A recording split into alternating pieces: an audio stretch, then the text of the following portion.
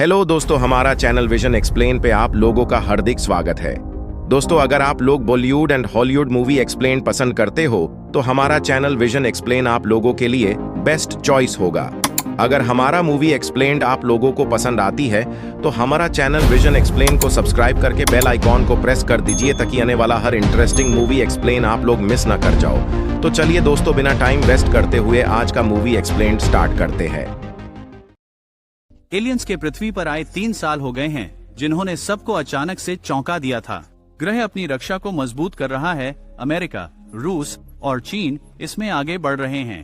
पृथ्वी की कक्षा में गहरे अंतरिक्ष की निगरानी के लिए एक नया उपग्रह स्थापित किया जा रहा है ताकि कोई भी एलियन वस्तु फिर से ग्रह के पास अनदेखी न आ सके। जब उपग्रह खुलता है तो एक अजीब एलियन जहाज दिखाई देता है जो अपने तंबू जैसे हिस्सों को हिलाता है। अचानक एक अंतरिक्ष यान इससे छोड़ा जाता है जो पृथ्वी की ओर जाता है और वायुमंडल में प्रवेश करता है। इस बीच समुद्र में कहीं एक मछली पकड़ने की नाव दिखाई देती है जहां मछुआरे काम कर रहे होते हैं और बातचीत कर रहे होते हैं। उनमें से एक पानी के ऊपर देखता है और अंतरिक्ष से आती वस्तु को गिरते हुए देखता है। यह देखकर वह दूसरों के साथ अपना देखा हुआ नहीं बांटता। इसके बाद वस्तु को पानी के नीचे एक पनडुब्बी की तरह चलते हुए देखा जाता है। 4 महीने बाद जूलिया को दौड़ते हुए देखा जाता है अपने कुत्ते के साथ। जैसे ही वे एक अपार्टमेंट कॉम्प्लेक्स में प्रवेश करते हैं, कुत्ता भाग जाता है और जब वह उसे बुलाती है तो वापस नहीं आता है। वह अपने साथ वाले पुरुषों से उसे ढूंढने में मदद करने को कहती है। बाद में रोबोटिक्स क्लास में बैठे हुए उसका दोस्त लैब से कुछ नई जानकारी के बारे में पूछता है। वह उसे बताती है कि अगर वह कोई जानकारी साझा करेगी तो उसके गार्ड्स को उसे मौके पर ही गोली मारनी पड़ेगी। कक्षा के बाद जूलिया के दोस्त उससे अपने प्यार का इजहार करने की कोशिश करते हैं, लेकिन वह जानबूझकर उसे बाधित करती है। कहती है कि अगर वे दोस्त बने रहेंगे तो उसके लिए अच्छा होगा। उनके गार्ड उन्हें उसके पिता की कार तक एस्कॉर्ट करते हैं।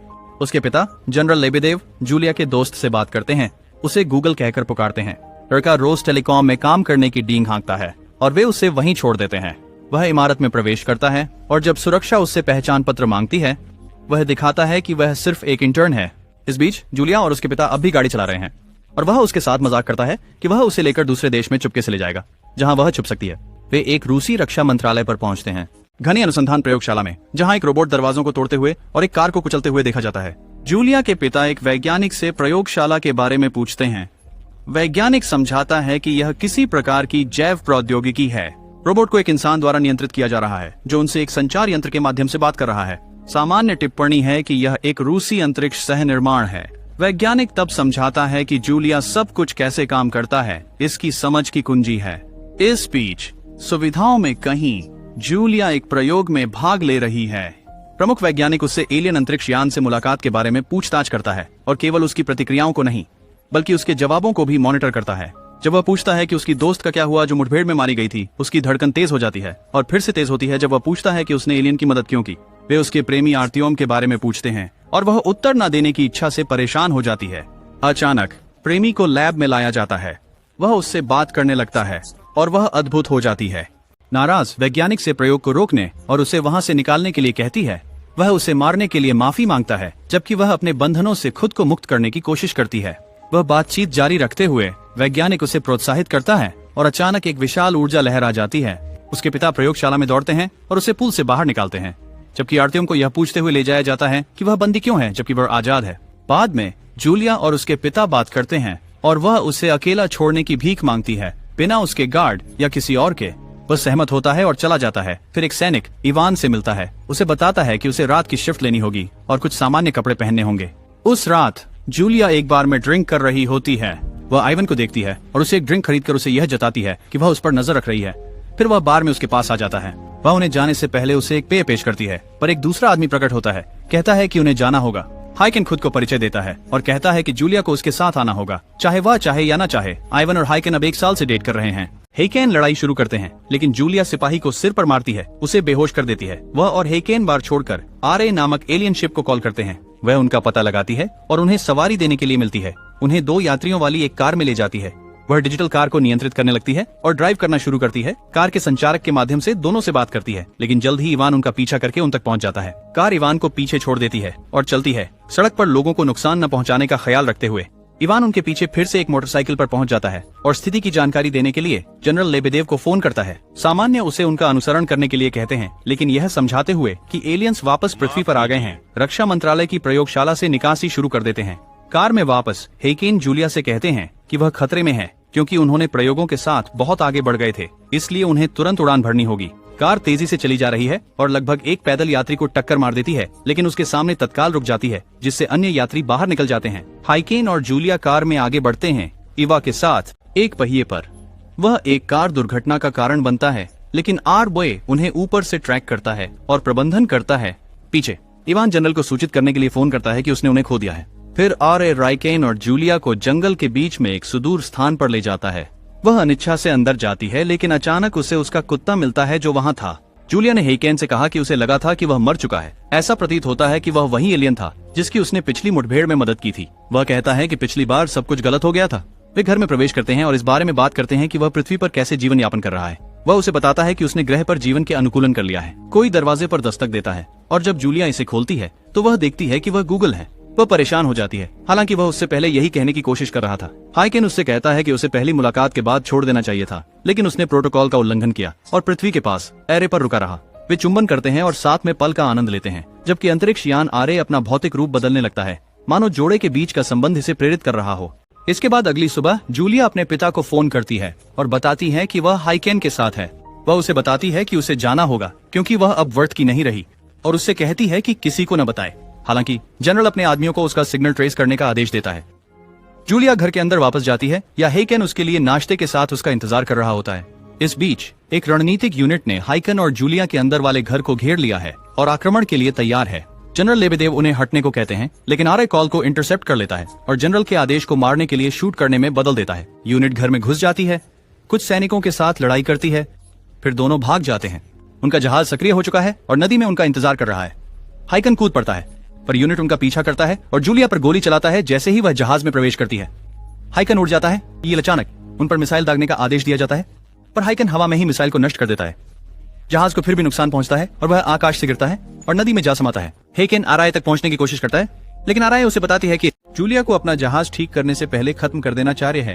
वह मना कर देता है और आर-ए कहता है कि उसे भी खत्म करना होगा। सामान्य और इवान उन तक पहुंचने की कोशिश करते हैं। रा द्वारा रोके गए विभिन्न प्रकार की गलत सूचनाएं प्राप्त करते हैं। उन्हें पता चलता है कि अंतरिक्ष रक्षा जहाज के पीछे है। सामान्य व्यक्ति इस बात से भ्रमित है कि यह आदेश किसने दिया। हेलीकॉप्टर नजर आ रहे हैं नदी की ओर जाते हुए। कॉम्बैट मोड में स्विच करते हैं और जहाज पर गोलीबारी करते हैं। बेस पर वापस आर्टियम अपने गार्ड को चकमा देता है और रोबोट में घुसने, उसे चुराने और उसके साथ भागने में सफल होता है। वह नदी के ऊपर एक पुल तक पहुंचता है और सुनता है कि जहाज के पीछे एक इकाई है, तैयार है उन्हें गोली मारने के लिए। जहाज पानी के माध्यम से फिसलता है, लेकिन 2 हेलीकॉप्टरों से मारा जाता है। यह पानी से बाहर उड़ता है और हवा में गिरता है, पानी के साथ अनुसरण करता है। अंततः यह जमीन पर गिर जाता है। हेलीकॉप्टर पोजीशनिंग कर रहे हैं। आर-ए से उन्हें मारने का आदेश प्राप्त करते हैं। जब आर्टियम रोबोटिक सूट में आता है और एक विमान पर कूदता है और उसे नष्ट कर देता है। जमीन पर जनरल जहाज तक पहुंचता है और जूलिया की जांच करने जाता है। वह और हेकेन पहले ही भाग चुके होते हैं। वह उसे एम्बुलेंस तक ले जाता है, जहां वे आर्टियम से मिलते हैं, जो देखता है कि वह घायल है और कहता है कि वह उसके लिए डॉक्टर को बुलाएगा। लेकिन हेकेन उससे कहती है कि उसे सिर्फ पानी की जरूरत है। और सर आरी डियर ऑफर योर आर्टेन्स इस बार इस्तेमाल को पीछे दें। जब वे ड्राइविंग कर रहे होते हैं, हेकेन समझाता है कि हमारा एआई कितना शक्तिशाली है और हम कैसे मानव तकनीक को नियंत्रित कर सकते हैं। आर्थर ऑरेंज इस बीच जूलिया के पिता रक्षा मंत्रालय जाते हैं, जहां एक विशेष बैठक बुलाई गई है। वह बैठक में बाधा डालते हैं, पूछते हैं कि वे आदेश क्यों दिए गए जब वे जहाज का पीछा कर रहे थे। उप प्रधानमंत्री उसे बताते हैं कि वह सीमा पार कर रहा है और उसे बैठने के लिए कहते हैं। फिर वह अंतरिक्ष रक्षा से उनके कार्यों की व्याख्या करने के लिए कहता है। वे कहते हैं कि आदेश जनरल से आए थे। एक रिकॉर्डिंग चलाई जाती है जहां जनरल की आवाज सुनाई देती है जो आदेश दे रहे होते हैं। उप प्रधानमंत्री ने बैठक में समाचार चलाने का आदेश दिया, जहां मास्को में पीछा करने से हुई तबाही स्पष्ट थी। मीडिया जूलिया को जो हुआ उसके लिए दोषी ठहराता है और उसका एक नकली वीडियो चलाता है, जिसमें वह ऐसी दिखाई देती है मानो वह एलियंस के पक्ष में एक आतंकवादी थी जो शहर को धमकी दे रही थी। वे खुलासा करते हैं कि न केवल वीडियो बल्कि संपूर्ण समाचार कार्यक्रम भी नकली है, जिसे टीवी स्टेशन से नहीं बल्कि कहीं और से प्रसारित किया जा रहा है। जनरल लेबेडेव कहते हैं कि इसके लिए एलियंस जिम्मेदार हैं। वह प्रतिशोध की मांग करते हैं, जिस पर उप प्रधानमंत्री कहते हैं कि ऐसी कार्रवाई की पुष्टि के लिए उन्हें सबूत की आवश्यकता है। जनरल लेबेदेव इस बीच विशेष प्रोटोकॉल स्थापित करने की मांग करते हैं। कहते हैं कि उनके संचार के लिए केवल एनालॉग तकनीक का इस्तेमाल किया जाना चाहिए। उप प्रधानमंत्री सहमत होते हैं और अदला बदली की तैयारियां शुरू होती हैं। इसी समय हाइकेन, जूलिया और आर्टेम उसके लिए पानी लेने के लिए एक स्टोर पर पहुंचते हैं। जब वह सही प्रकार का पानी ढूंढ लेता है और कैशियर के पास जाता है, तब सभी के फोन बजने लगते हैं। स्टोर में हर कोई जूलिया और संभावित आतंकवादी हमले के बारे में बात कर रहा है। सभी लोगों को उसके बारे में एक ही संदेश मिलना शुरू होता है, उसके बारे में कि उन्हें उसे ढूंढना है और उसे खत्म करना है। जब हाइकेन कार में वापस आता है तो बगल की कार में एक महिला जूलियट को पहचानती है और पास के पुलिस पेट्रोल को उसके बारे में सूचित करती है। आर्टियम कार लेकर तेजी से भागते हैं जैसे ही पुलिस उनका पीछा शुरू करती है। इवान को रक्षा मंत्रालय को जहाज वापस लौटते समय वही संदेश मिलता है। झूठा संदेश उसे बताता है कि जूलिया के कारण हुए हमले ने उसके बेटे को घायल कर दिया। सभी डिजिटल मीडिया को जूलिया के बारे में समान जानकारी के साथ आरआई द्वारा बांटा गया है। उसे जनता का दुश्मन नंबर 1 बना दिया गया है।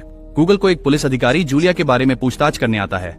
उसकी दादी पुलिस अधिकारी को बाहर भेज देती है और जब वे दरवाजा बंद करते हैं तो वह पूछती है कि उसने अपने दोस्तों को कहाँ छुपाया है। वे कोठरी में थे। अगले ही पल आर्टेम और हाइकेन जूलिया को पानी में डुबो देते हैं। हाइकेन उसे बताता है कि वह अब मानव नहीं रही। वह कहता है कि दर्द उसे बदल रहा है, उसे अत्यधिक, यदि नहीं तो खतरनाक रूप से शक्तिशाली बना रहा है। आर्य ने गणना की कि उसकी मृत्यु से सभी को उसकी शक्ति से बचाया जा सकता है और इसीलिए वह जीत गई उसे नष्ट करने के लिए। बाद में गूगल और आर्टियम जानबूझकर हाइकेन को नशे में धुत कर देते हैं और उसे रक्षा मंत्रालय ले जाने का निर्णय लेते हैं। आर्टियम गूगल को इस बारे में कोई विकल्प नहीं देता। जब वे पहुंचते हैं तो उनका स्वागत जूलिया के पिता द्वारा करने को तैयार मिलता है, जो उन्हें मारने को तैयार है। इसके साथ गूगल बताता है कि जूलिया कहाँ है। जनरल रायकोनेन से सामना करते हैं और उनसे आरआई के निर्देशांक मांगते हैं जो केवल उन्हें पता है, और कहते हैं कि उन्हें अपनी जनता और उसके बीच चयन करना होगा। इवान अपनी पत्नी से संपर्क करने की कोशिश करता है लेकिन असफल रहता है। वह जूलिया की खबरें देखता है जबकि जनरल प्रवेश करता है और अपने लोगों से कहता है कि वे वेधशाला और सैटेलाइट को तैयार करें जिसके निर्देश उसे हाइकेन से मिले थे। जनरल इवान से कहता है कि जूलिया को लेकर आए लेकिन उसे सीधे उसके पास लाया जाए बिना किसी और को सूचित किए। वेधशाला आरआई का पता लगाती है, इसलिए जनरल अगले चरण के बारे में उप प्रधानमंत्री से संपर्क करते हैं। वे हिंसक रूप से इससे निपटने का निर्णय लेते हैं लेकिन एक उपग्रह को नष्ट करने की आवश्यकता होती है ताकि यह उनके काम का पता न लगा सके और अलग अलग समस्याएं पैदा न कर सके। सेना गूगल को रोज टेलीकॉम के पास भेजती है, उनका सैटेलाइट नीचे ले आओ। सैटेलाइट गिरने के बाद इसके पुनः शुरू होने से पहले केवल कुछ सेकंड होंगे। वे एक सुपर सीक्रेट हथियार से एरे को नष्ट कर देंगे जिसे उप प्रधान नकारते हैं कि उनके पास है, हालांकि वह है। इस बीच जूलिया बाथटब में जाग उठती है। उसकी चोटें गायब हो गई हैं। वह गुबेल की दादी के अपार्टमेंट से जाने की तैयारी कर रही है जब इवान दरवाजे पर आता है। वह उसे कहीं ले जा रहा है पर उसे नहीं पता कि वह उसे हमलों के लिए दोषी मानता है। वह उसका सामना उस जानकारी से करता है, धमकी देता है कि अगर उसका बेटा मर जाता है तो वह भी मर जाएगी। जनरल विशेष मिसाइल लॉन्च करने और उपग्रह को नष्ट करने का आदेश देते हैं। वे आशा करते हैं कि मिसाइल आरआई को नष्ट कर देगी और जब ऐसा होता है तो जश्न मनाते हैं, लेकिन जनरल अभी भी आश्वस्त नहीं है। वह एक पूरी रिपोर्ट और दृश्य पुष्टि चाहता है ताकि सुनिश्चित किया जा सके कि एलियन जहाज नष्ट कर दिया गया था। इस बीच लोग सड़कों पर जुटे हैं और जूलिया के अभियोग की मांग कर रहे हैं। इवान उसे भीड़ के माध्यम से ले जा रहा है। वह अभी भी उस पर विश्वास नहीं करता लेकिन अंत में उसे मंत्रालय ले जाता है, उसके पिता और अन्य लोगों को। इवान जनरल से निराश होता है और तुरंत इस्तीफा दे देता है। हेकेन रारा से संवाद करने के लिए फोन का उपयोग करता है। उसे बताता है कि वह प्रतिशोध के लिए तैयार है क्योंकि यह मानता है कि मनुष्य को कुछ भी नहीं मिलना चाहिए। आरआई हाइकेन से कहता है कि वह वापस उड़ सकता है लेकिन वह मना कर देता है। अभी भी मानवता में विश्वास रखता है। शक्तिशाली जहाज ग्रह पर विनाश प्रक्रिया शुरू करता है जिसे हर जगह से देखा जा सकता है, सहित हर जगह, रक्षा मंत्रालय के टॉवर में भी। आर्य मानवों पर भड़क उठता है क्योंकि वे जूलिया जैसे हथियार बनाने के लिए इसकी तकनीकी का इस्तेमाल करने की कोशिश कर रहे हैं। ये मॉस्को के केंद्र के चारों ओर एक विशाल जल गुंबद बनाता है जहां जूलिया है। जमीन से पानी निकलने लगता है जिससे सड़कों पर और लोगों के बीच अराजकता फैल जाती है। सेना हर संभव प्रयास करती है लेकिन गुंबद को नष्ट करने में असफल रहती है। वे लोगों को निकालना शुरू करते हैं केवल उन्हें यह बताने के लिए कि उनकी एकमात्र आशा यह है कि वे जितना ऊंचा चढ़ सकें चढ़ें और इमारतों की छतों पर टिके रहें। जनरल हाइकेन से कहता है कि जूलिया को ले जाओ और छत पर हेलीकॉप्टर तक पहुंचाओ। फिर वह उसे उठाते हैं और हेलीकॉप्टर की ओर बढ़ते हैं पर हाइकेन पीछे रह जाते हैं और आर्टियम को जूलिया की देखभाल करने के लिए छोड़ देते हैं। हाइकेन जनरल के पास वापस जाता है और अपना जहाज मांगता है। उसे बताता है कि वह आरआई को तबाह कर सकता है अगर वह जहाज से उसे मार सके। जनरल, जो समझते हैं कि यह एक तरफा टिकट है, खुद जाना चाहते हैं पर यह संभव नहीं है क्योंकि केवल हाइकेन ही इसे मैन्युअल रूप से चला सकते हैं। जनरल अपने सैनिकों को निकाल लेते हैं पर जराई की ओर नेविगेट करने में हाइकेन की मदद करने के लिए पीछे रह जाते हैं। हेलीकॉप्टर जिसमें जूलिया और आर्टियम है ऊंचाई खोने लगता है और उतरने की जरूरत होती है पर गिरने लगता है और दोनों पानी में कूद जाते हैं। वे आपदा क्षेत्र में अन्य लोगों के साथ एक छत पर खींच लिए जाते हैं। पानी बढ़ता जा रहा है और जूलिया यह स्वीकार नहीं कर सकती कि उसकी वजह से सब लोगों को चोट पहुंच सकती है, इसलिए वह समर्पण कर देती है। वह आर्टियम से अपने और यहाँ मौजूद अन्य लोगों को मारने की विनती करती है। इस बीच जनरल हाइकॉन को आरआई के जितना संभव हो सके करीब ले आता है जब तक पानी इमारत में प्रवेश कर उसे बांट से भर देता है। छत पर जूलिया मरने की भीख मांग रही है, सभी पीड़ा को समाप्त करना चाहती है। उसने कारण बनाया। इवान वहाँ है और उसे देखता है तर्तियम उसे बचाने के लिए बंदूक लेकर उसके पीछे जाता है, लेकिन छाती में गोली लग जाती है। पानी के दो किनारे एक दूसरे की ओर बढ़ने लगते हैं और जल्द ही वहां सभी को डुबो देगा। जूलियट इवान से उसे मारने के लिए कहती है, लेकिन वह गोली नहीं चलाता, इसलिए पानी उन्हें ढंक लेता है। हाई केन हमारे ए के और भी करीब आ रहा है। अंततः जहाज को उसकी ओर तेजी से बढ़ाता है।